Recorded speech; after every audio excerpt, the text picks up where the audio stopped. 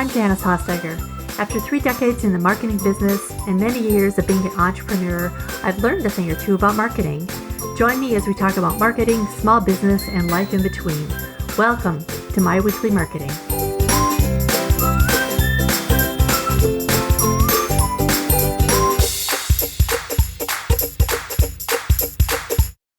A few weeks ago, I mentioned that if enough of you wanted a deeper episode on pricing, that I'd be happy to do one.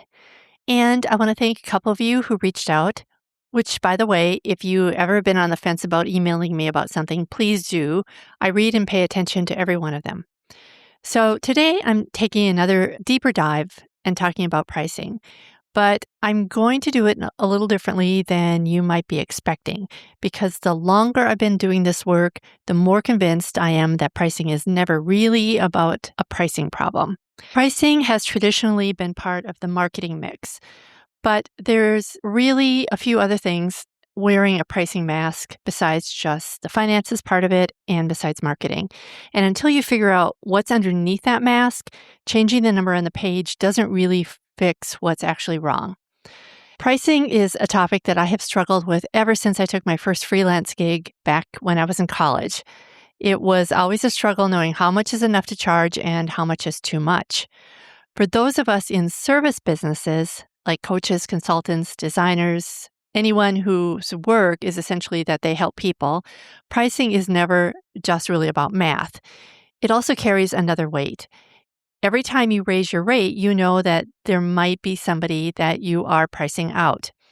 But every time you don't raise it, you know what that costs you in time and your ability to grow your business to keep doing this work at all. And that's what I think is one of the hardest scenarios. You find someone who wants what you offer, they're a good fit, they're interested, and you think that this is going to happen, and then you name the number and they're gone. That one really hurts because you were so close. You weren't even pitching into the random void. You actually had a fish on the line. And now you don't. And you're left wondering if it was the price or your offer or both. So I'd love to tell you that I've solved this whole pricing issue, but I really haven't. I still feel that exact sting every time a proposal is declined.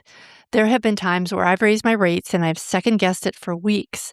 But there have also been times where I've kept rates lower than I should have and then ended up resenting it because you end up putting more hours in than you think you would. So this isn't an episode where I figured out pricing and now I'm coming down from the mountain to tell you how. This is an episode where I'm trying to think more clearly about pricing and I want you to think about it with me. And this is also why just raise your pricing is often not really all that good advice. So let's go through this together. Okay, the core idea I want you to take away from this episode, even if you don't remember anything else, is that pricing wears masks. It's often other things in disguise. And only one of those 5 things is actually about the number on the page. So I've started thinking of it like this. Pricing is the symptom that you can see. It's the thing written on your sales page, the concrete thing that potential customers respond to. And it's the thing that feels real and changeable and in your control.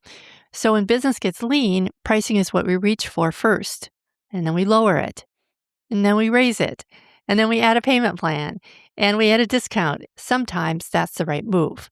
But more often, we're treating a symptom while the actual problem sits one layer deeper. So I'm going to walk you through 5 scenarios disguised as pricing problems, but there aren't really pricing problems. Okay, ready? Let's go. Disguise number 1, confidence and values together.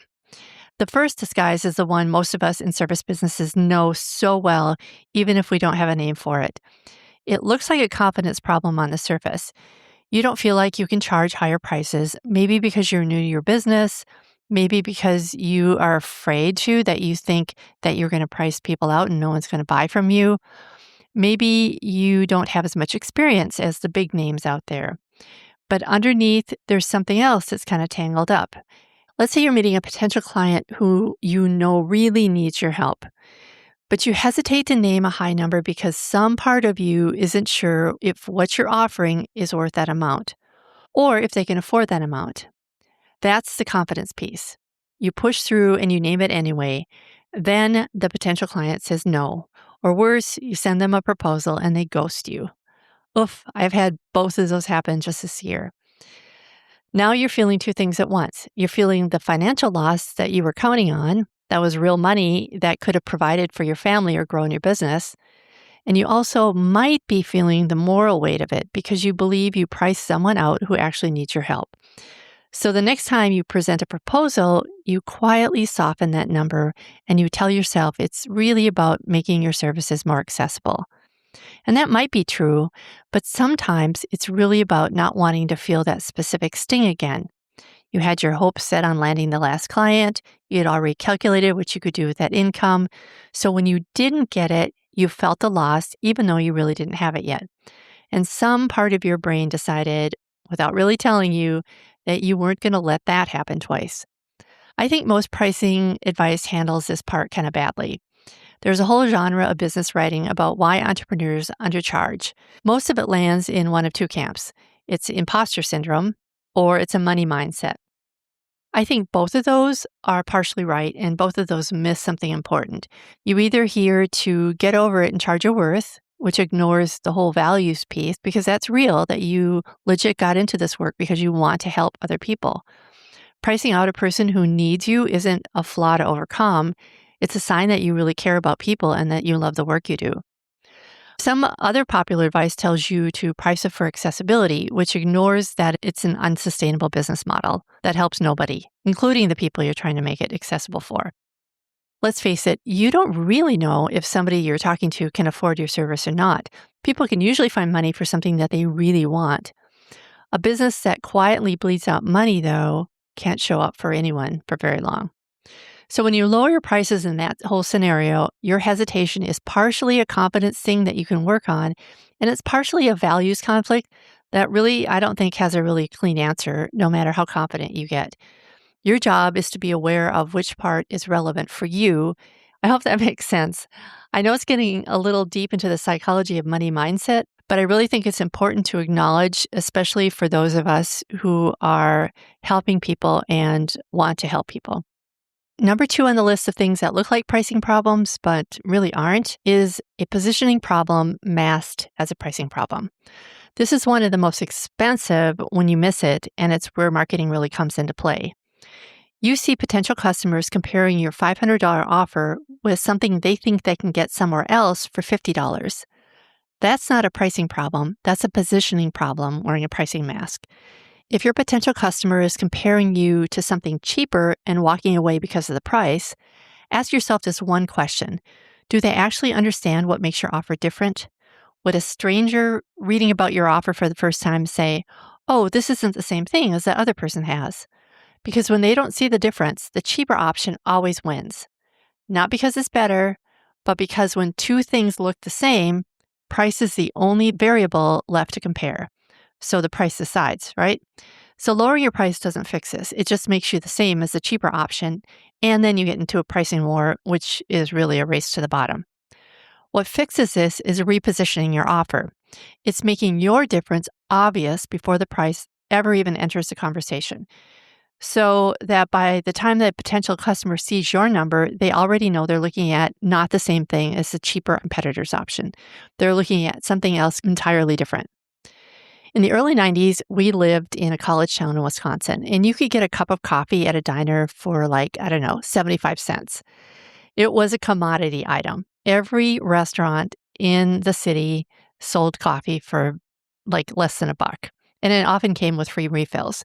So when Starbucks came in and they charged, $2 for the same basic cup of drip coffee and much, much more for a latte, that's a lot more expensive. That's 2 to 4 times more expensive for coffee. And a lot of people will tell you that the diner coffee was just as good as Starbucks. Starbucks' genius was because they made sure that you weren't even comparing them to the diner at all. The price wasn't the cost of the coffee. It was the cost of admission to a new identity or the feeling of being in this sophisticated coffee shop, which for rural Wisconsin was a big deal. The person who drinks a venti oat milk latte isn't there just for coffee. And they were using pricing as a signal and positioning themselves differently because of it. And it works the same way for your service business. So look at how you're positioning your offer. Make sure it's unique, something stands out, and make it remarkable. Disguise number 3, the customer your pricing attracts. It looks like this. The people you're attracting can afford you, so every conversation turns into a price negotiation. Everyone wants a discount. If that's your experience, take a beat, because this isn't a pricing problem. This is a foundation and an awareness stage problem. You're being seen in the wrong room. Let me explain what I mean by that. Your pricing is a signal. Whether you realize it or not, it's telling the market who your offer is for. A $97 product and a $4,700 product attract completely different buyers, even if the deliverable looks similar on paper. So I like to think about Nordstrom and Walmart. Both sell clothes, both sell shoes, but Nordstrom's ideal customer is completely different from Walmart's ideal customer. Walmart's customer wants the lowest price. That's pretty much it.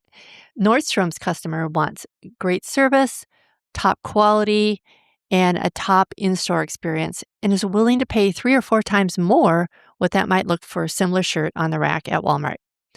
Nordstrom isn't trying to convince Walmart's customer to come shop with them. They know that that customer isn't theirs, and they're not lowering their prices to attract that customer, because if they did, they'd lose the customer they actually want. So these are 2 completely different rooms, 2 completely different customers. The pricing is what tells you which room you're walking into. So if you're consistently hearing from the people you're attracting that they can't afford you, the issue isn't usually that your price is too high.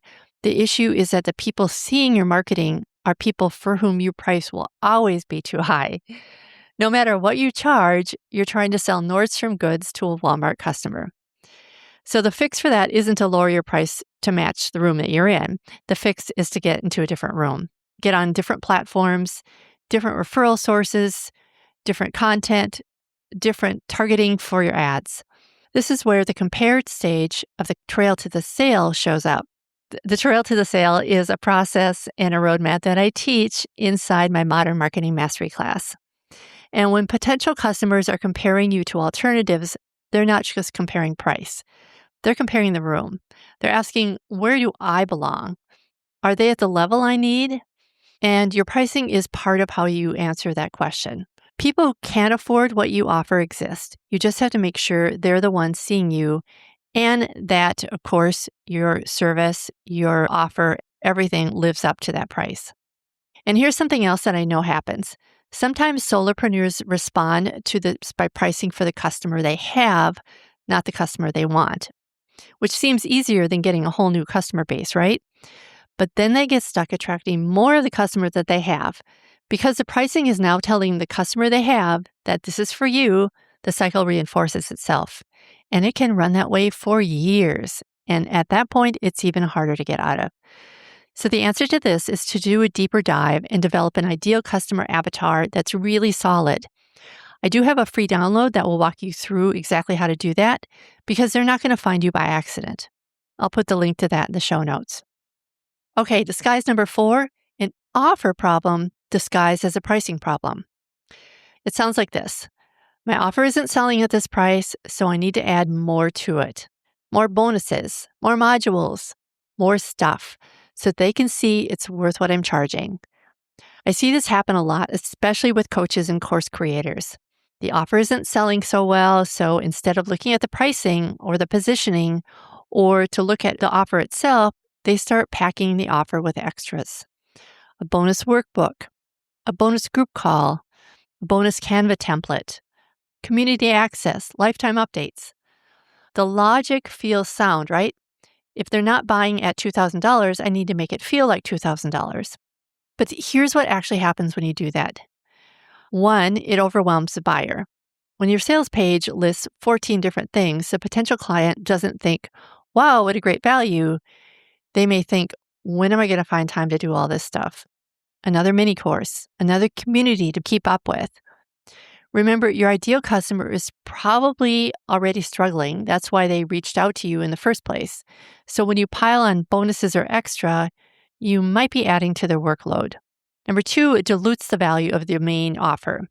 If your core offer is one-on-one strategy work, but your sales page spends as much real estate on like a bonus Canvas template library or something. You just told the potential client that the templates are worth as much attention as your actual expertise. So you buried your own best work. Number 3, it signals that you don't fully believe in the offer. A confident offer is small and clean and has a clear outcome or transformation. A bloated offer kind of says, I'm not sure this is worth what I'm asking, so I'm throwing in lots of extras to convince you. And buyers can feel that even when they can't name it. So here's the question I want you to ask if this disguise is one that you're wearing.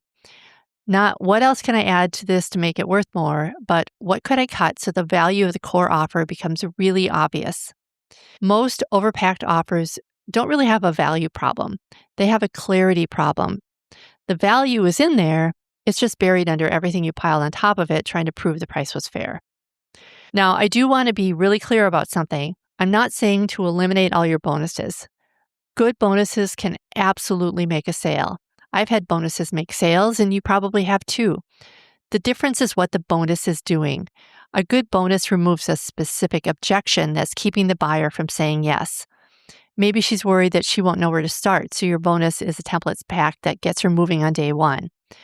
It's making the main outcome more achievable, not just making the package look bigger. A bad bonus does the opposite. It introduces maybe a new topic, or it requires its own time to use. It has nothing to do with what the buyer is actually weighing. It exists because the seller is anxious about the price, not because the buyer needs it. So here's the test. For every bonus on your sales page, ask yourself one question. Does this bonus help the buyer get the main result faster or easier or with more confidence? If the answer is yes, keep it. If no, even if it's a great bonus on its own, then cut it. Okay, disguise number 5, an actual pricing problem. You know when I said only one disguise is really about pricing? This is it. This is the rare case where the number on the page is genuinely wrong for the market and the value that you're delivering. An actual pricing problem looks like this.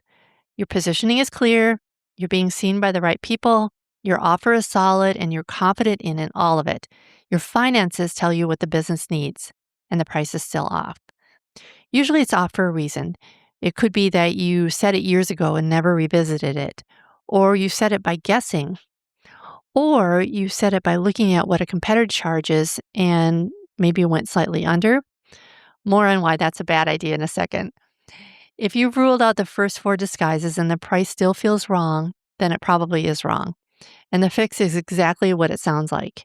Change the number, test the change, and watch what happens. But notice, this is a rare scenario, not the most common one at all, which is why just raise your prices is such bad advice when somebody hands it to you without context. For most of the people who hear it, the price isn't the problem. So raising it doesn't really help. It just adds friction to a system that was already broken somewhere else. Okay, quick zoom out, because we can't have a real conversation about pricing without taking a minute to talk about the finances underneath it. There's a difference between what feels comfortable to charge and what's financially viable to charge.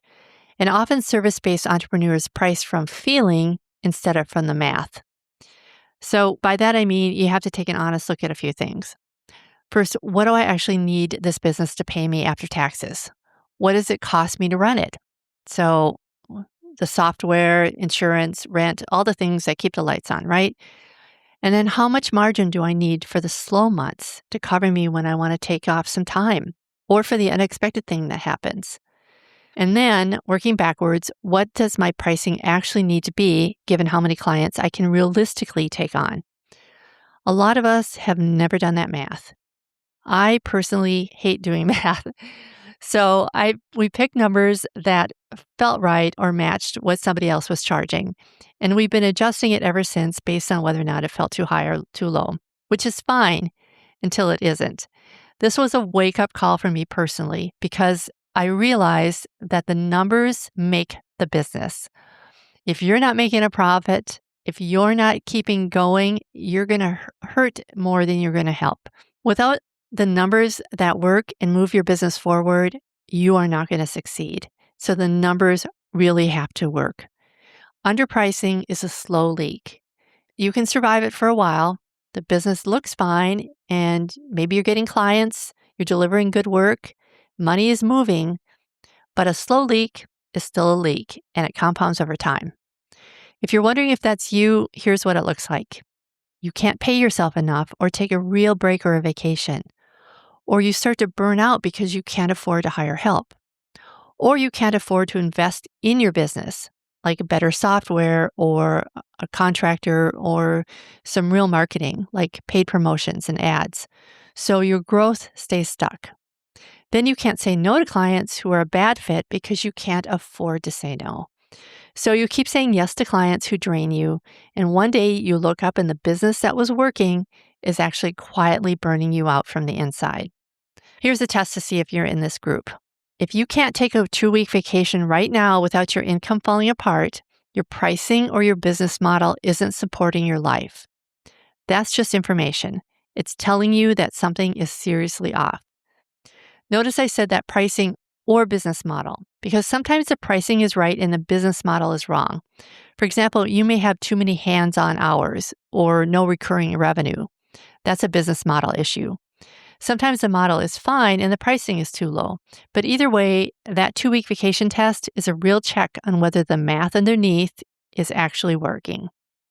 Now, before I get into the actual pricing tactics, I want to address something a lot of you are probably wondering about. If you sell a high-priced offer like coaching or consulting or maybe a course, you've probably thought about offering a smaller, low-price thing first, something people can buy to try you out before committing to a big thing. Is that a good pricing strategy? That's a good question. And the short answer is it depends on what you're trying to do with it. Because there's a smart way to use a smaller offer, and there's a way that quietly backfires. Let me give you the quick version of both. There's something I call the funnel ascension model. Sometimes I call it the bro funnel ascension model. The idea is that you sell a $27 thing to strangers and then upgrade some percentage of them to your $5,000 offer through emails and things like webinars. That model does work for some businesses, but it requires serious infrastructure. It requires a big audience and a big ad budget. And even with all of that, the ascension rate is usually somewhere between 2 and 8%. So most solopreneurs who try this end up with a lot of $27 buyers and not so many high-priced clients because they're only attracting the low-cost people to their low-priced offer. There is a smart way, though, and the smart way lives in the evaluate stage of the trail to the sale. This is something which works on a completely different premise. The premise is that people who have bought from you once are statistically more likely to buy from you again. That's a well-established marketing principle that goes back decades. They've crossed that trust threshold of giving you money. They now have real data about you and whether or not they actually know, like, and trust you. So that small purchase offer that lives inside your evaluate stage is for someone who's already been following you, already reading your emails, listening to your content, or whatever. It's there so they can buy something smaller to try you out. It's not a funnel. It's a trust accelerator. That's when you say, I know this person is considering working with me. Let me give them a low-risk way to experience what working with me is actually like, so they can decide with more confidence. But 2 conditions have to be true for this to work. First, the small price offer has to be aligned with the bigger offer. If your high price thing is one-on-one strategy work and your low price thing is, say, Instagram templates, those 2 don't connect. The buyer of one isn't necessarily a candidate for the other. The second condition is that the small offer has to leave them wanting more. A lot of well-meaning business owners build a low-priced offer that's so packed with value that it accidentally solves the customer's whole problem with a small price tag. So you just cannibalized your own main offer. So done well, a small offer opens a door, but done badly, it can actually close one. Which means if your high-priced offers aren't selling, the problem maybe isn't your price. It's that your potential clients haven't spent enough time on the trust ladder yet. They don't know you well enough to say yes to a big number. The fix is in the consideration and the evaluation stage of your marketing, not in the price tag. Okay, we've talked a lot about disguises and we've talked about the finances and about small offers. And now I want to give you actual pricing moves. And these are 4 pricing tactics that you've probably heard of or maybe not, but I want to address them anyway. The first one is anchor pricing.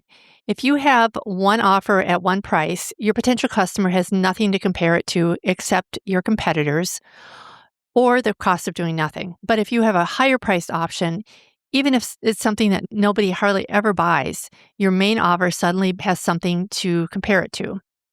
There's a famous example from the 1990s. Williams-Sonoma introduced a bread machine to the American market at that time. Remember when bread machines were really popular? They'd sit on your counter. You can make fresh bread all day. It smelled really great. Well, Williams-Sonoma was one of the first companies to come out with one. So they released it and they priced it at $275.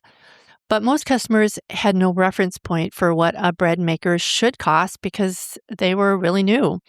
So because it seemed expensive, sales were slow and Williams-Sonoma almost pulled the product from the shelves.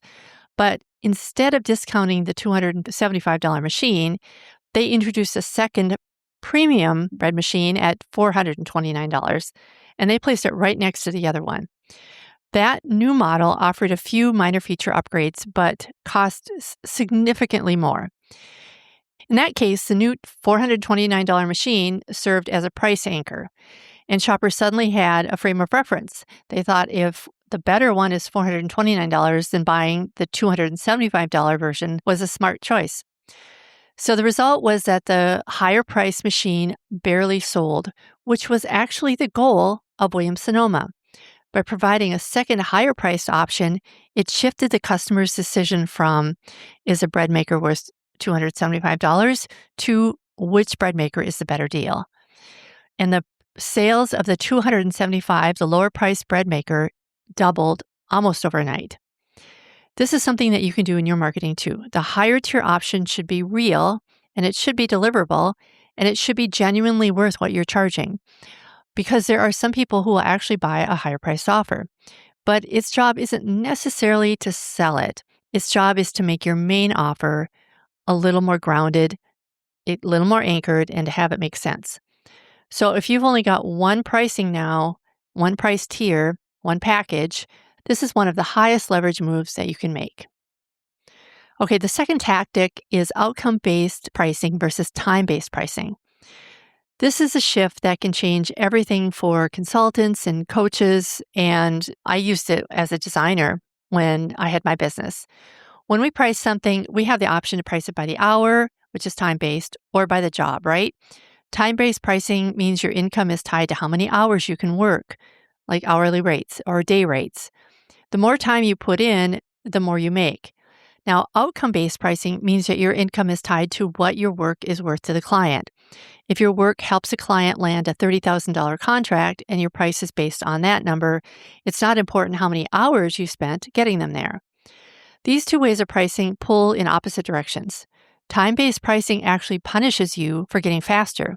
The more skilled you become, the faster you work, the less you can charge for the same outcome. And that's really backwards. Outcome-based pricing does the opposite. It lets your pricing grow with your expertise instead of being capped by your calendar. The better you get at delivering outcomes, the more your pricing reflects that, not less. Like I mentioned earlier, when I had my design agency, I quickly moved to outcome-based pricing, especially for things like website or logo designs, because I knew I could work fast and pricing by the hour penalized me for being efficient. I also knew that a website, for example, could bring in millions of dollars for a client, depending on the client. So charging $5,000 for a website, for example, was something that could be justified. But it also helped my client because there were times when I struggled to get something right in a design or on a website, and it took a long time for me to figure it out. And they didn't have to pay the hourly rate for that additional time. So it really was a win for both of us. Custom work can be challenging to package sometimes, but understanding how it will benefit them financially in the long run will make a proposal so much easier to sell. The third tactic is what I call the 20% experiment. I want you to consider this one, especially if you haven't raised your prices in a year or more. Raise your rates by 20% on your next potential customer, not your existing clients, your next new potential customer. Here's what usually happens.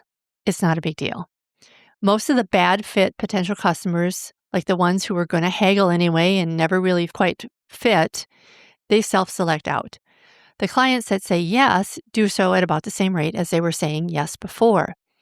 and you discover that number that you were super scared to name is really just a number. I'm not saying to do this often. Don't do it every quarter, for example. But if you've been sitting at the same price for a long time because it feels comfortable, then test that assumption. You'll either confirm that your pricing was spot on, in which case, great, or you'll discover that you've been leaving money on the table, in which case, now you know. I remember the first time I quoted a price that was uncomfortably high, and I held my breath, afraid that they would say no, but they didn't. And it made me realize that I could charge a higher price because there was value behind it, and there were somebody out there who could pay for it. Okay, the last tactic. Sometimes service-based solopreneurs price by looking at what their competitors charge and going slightly under. That logic feels sound. If they're charging X and I charge a little less, I'll win more business. But here's the trap. You're assuming that competitors know what they're doing. You're assuming that their pricing is based on maybe their careful analysis of the value in their finances. But it probably isn't. They probably picked a price that felt right, the same way you did, or they looked at their competitors and went slightly under, the same way you're about to do. Now you're pricing off somebody else's guess, which was pricing off somebody else's guess, which is guesses all the way down. Competitor pricing tells you what the market is doing, and it's good to know this number, but it does not dictate what your offer is worth. Your offer's worth is based on 4 things: the outcome it delivers, the audience it serves, the alternatives that audience is comparing you to, and what your business actually needs to be sustainable. The math is your math, and nobody else's pricing should set it for you. And your offer is probably different than theirs, as we talked about earlier, so price it accordingly. Okay, so here's what I want to leave you. If you came to this episode thinking you had a pricing problem, I want you to go through all these things, go back, look at the 5 masks, run yourself through them honestly, figure out what it is that is causing you a hang up with your pricing. Is it positioning? Is it your customer? Are you in the wrong room? Is it the offer itself? Does it really feel like it's actually worth what you're asking? Or is it really just the number? Pricing in a service industry is going to feel hard forever. That's not a sign that you're doing it wrong. It's just a sign that you're doing it with your eyes open. The people who tell you they've solved pricing and that it doesn't sting anymore when they get rejected and that they never second guess, I'm a little skeptical that that's really true, because there's real tension here. It's between what you need to survive as a business, what your customers can afford, what your work is worth, and what feels fair. And that's not tension that resolves cleanly. So the goal, I would say, isn't to make the discomfort go away, but the goal is that it's helping you build something sustainable and really discovering if you've got an issue that needs to be resolved. So this stuff is hard, and it's hard for me too. So I would just recommend name what's actually going on and give yourself a little grace while you do it. So thanks so much for joining me today. For more information about anything I talked about in this episode, visit myweeklymarketing.com/163. I'll see you next time. Bye for now.